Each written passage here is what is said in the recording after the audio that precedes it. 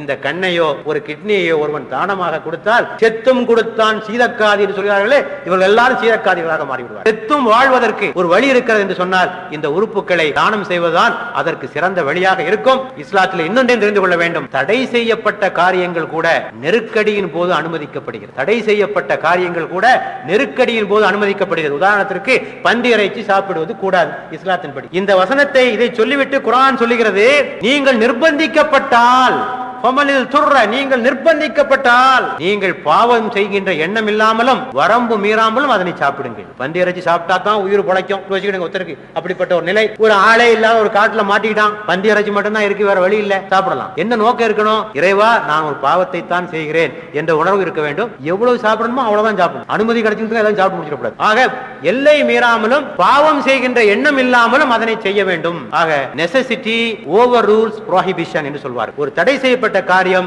நெருக்கடியின் போது அனுமதிக்கப்படும். அந்த அடிப்படையில் பார்த்தாலும் ஒரு உயிரை காப்பதற்காக இந்த காரியத்தை செய்கிறோம். இதிலே இஸ்லாத்திலே எந்த தடையும் இல்லை.